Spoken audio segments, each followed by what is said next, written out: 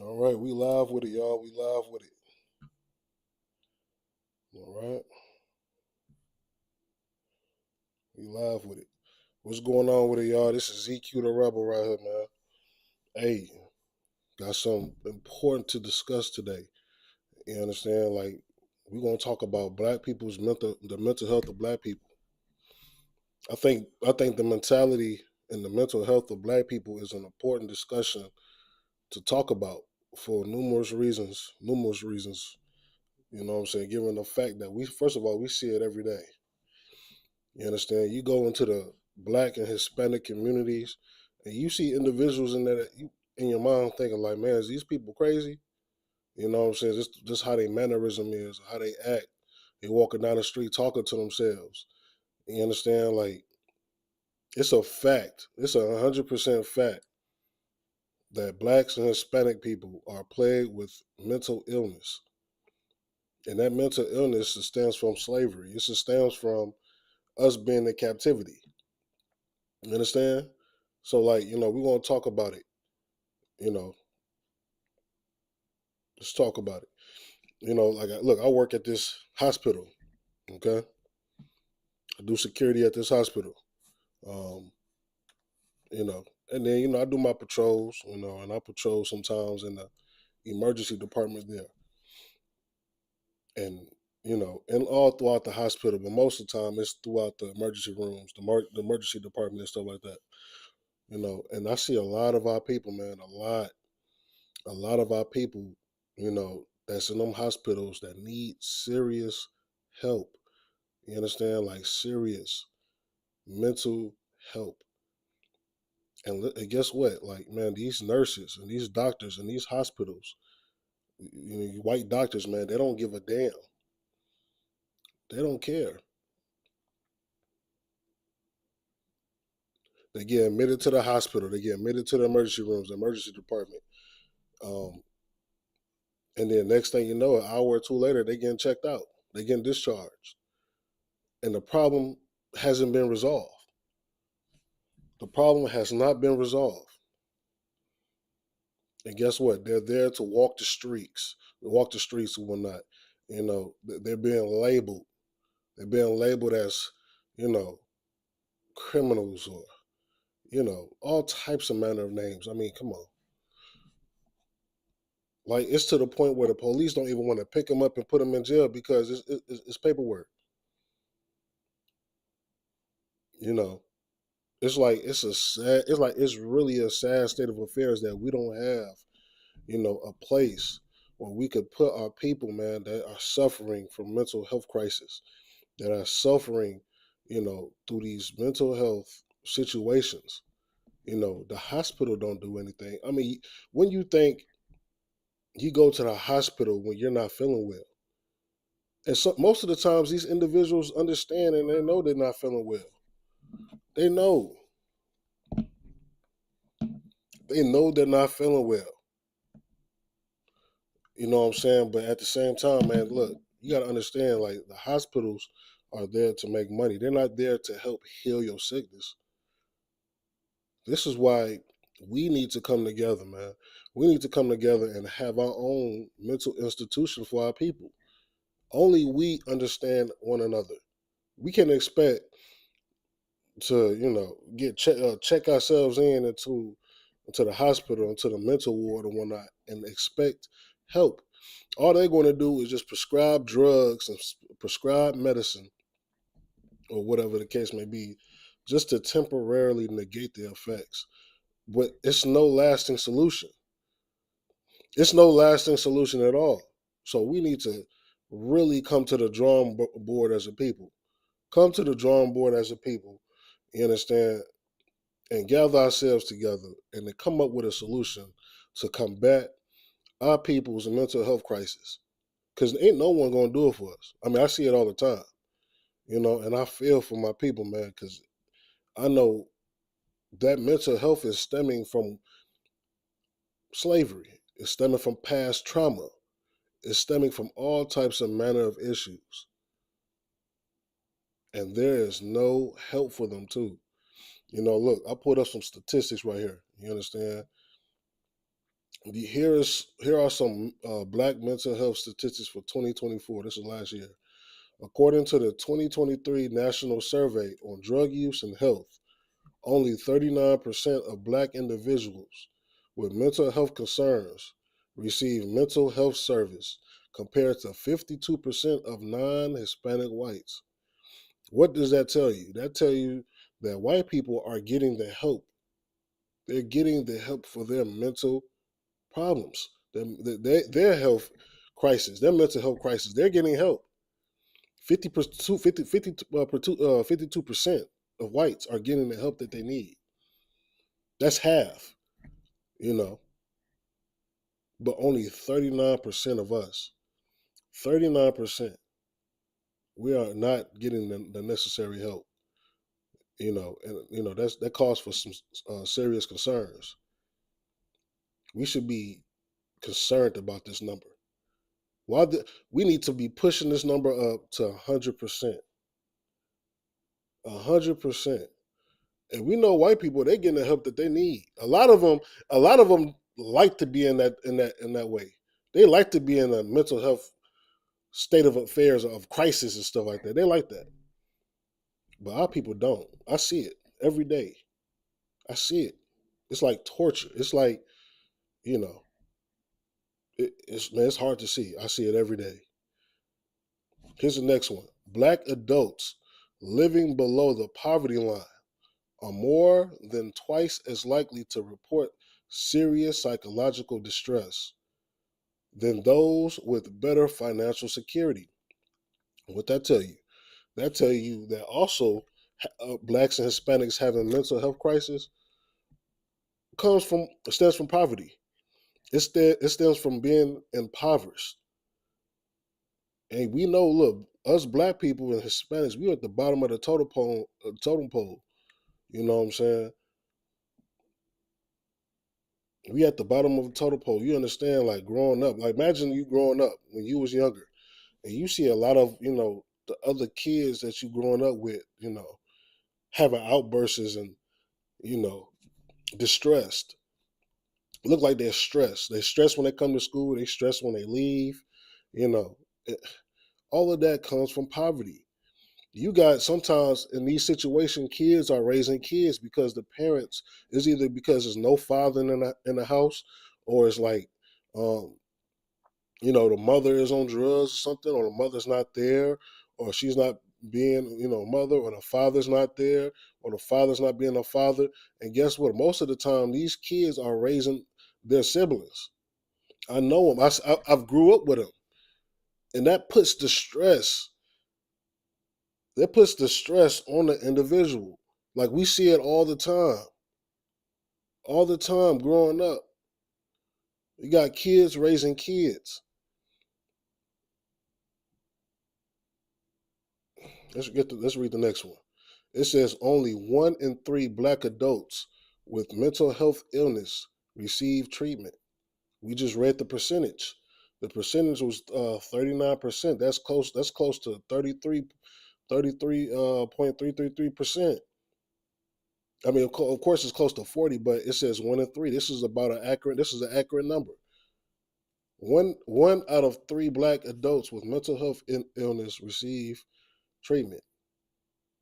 That's a very low number, man. We need to push that up to 3 out of 3. That's just stemming from, a lack of having an institution of our own that dedicates themselves to the health and safety of blacks and Hispanic people. We just read up top, 52% of white people are getting the help that they need. That's for every one person is getting the help they need. That's half. But out of 3 individuals or black people, only 1 out of 3 is getting the necessary help that they need. And that's a very low number. That's 33%. That's low. We need to come together and do something about it. And the only way that's going to happen, man, is if we come together under one banner and pull our resources together. Pull our resources together. Pull the necessary things that we need. Get on one accord under Commander Junior Hunter in the ISUPK, because we're the only ones that's caring about Black mental health, Black and Hispanics and Native mental health. We have free counseling. We have, all these programs for free. For free. You go to the hospital and try to talk to a therapist, you know what I'm saying? You paying $100 and something dollars an hour to talk to this therapist for 1 hour, and nothing is getting resolved. When a lot of things can get resolved from a counsel of the Lord in the ISUPK under Commander General Hunter. Okay, so let's read here. Among adults with among adults with any mental illness, 38% of Black adults receive mental health services, compared to 56% of white adults. You know what I'm saying? Like, they don't really offer that. You know what I'm saying? You go to the hospital because you having a mental health crisis. They need to offer you these services, and these services most of the time don't get offered. We reading it right here. The statistics: 38% of Black adults receive mental health services, compared to 50%, 56% of white adults. What that means? That means that white people are getting offered these services more than Black people. Like I tell you, I do security in a hospital. I see it all the time. Individuals come in here, Black people come in here, Hispanic people come in here, seeking asylum, seeking help from the mental health crisis that they have. They're seeking help from the mental health crisis that they have.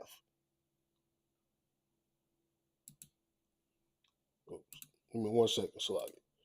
Yeah, they're receiving the help. They're getting offered these services. But when it's coming to our people, they throw them back on the street.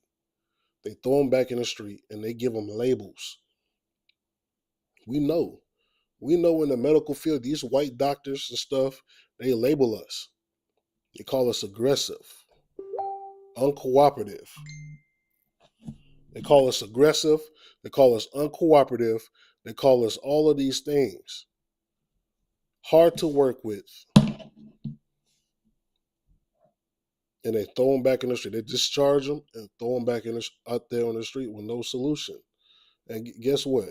They're wandering around on the streets with no help, no way to tackle life, no way to conquer the things that's plaguing them. Let's read this one. It says, Black adults are more likely to experience serious thoughts of suicide compared to Asian adults. So compared to Asian people, which are also a minority group, we're more likely to have thoughts of suicide. Tell me, growing up, man, you can't tell me that we haven't thought about contemplating suicide. Hell, I did at one point in time in my life, in high school. We all have. We all have, because of the stuff that we're going through when we get out of the school. It could be trouble at home, trouble out on the streets, drugs, family problems, um, relationship. It could be anything, and you're feeling like the need to get out. You're feeling like it's no way out, and then the thoughts of suicide enters into your mind. There's no help for that. There's nowhere you can go to get the necessary help. And if you do go to the hospital and they do offer help, guess what they're gonna do? They're gonna lock you up in a room and they're gonna label you as crazy. And they're gonna give you medicine to dope you up the whole time that you're there. They're gonna dope you up so much with drugs that you can't even think for yourself. You're gonna be sleeping, laying down and tired and woozy, and this is no solution. This is no solution. The real solution is getting the necessary help from our own people. Our own. Getting the necessary counsel to tackle the root cause of these problems. And the root cause from all of these problems, everything that we named, it stems back from slavery, that we're still suffering the side effects from slavery. All right, this is the U.S. Department of Health and Human Services, Office of Minority Health. All right, all right. Let's see. We have some statistics: mental and behavioral health, Black African Americans. In 2022, suicide was the third leading cause of death for Black or African Americans ages 10 to 24. I mean, why is that? But where's the help? The death rate from suicide for Black or African American males was more than 4 times higher than for Black or African American females in 2021. You understand that what this society does to males? Do you understand what this don't you understand that us as males, now like don't get me wrong, females go through the same exact thing, but the percentages is higher for males because we're at a lower state. Even though, Black males and Black females, we're the same, but guess what? This society purposely put the females over the men. They put the females over the men. They give the females better opportunities, jobs, careers, everything. They get better opportunities because they want the woman to be the head. That's what they do. They put us Black men underneath the woman. And guess what? Because of that, a lot of us is out here, hopeless. So a lot of us can't even, you know, this is crazy. Are being played with a lot of stuff. For example, child support. You can't even see your kids. And don't get me, look, Black men, Black and Hispanic men, we love our families. We love our children. You take our children away from us, man, that is damn near the stirring pot, for disaster. Um, yeah. It says the overall suicide rate for Black or African Americans was 50% lower than that of the white population in 2021. Now we know around this time it's COVID. We know this is COVID. All right, and don't get me wrong, like white people was taking it seriously during COVID. They couldn't go out.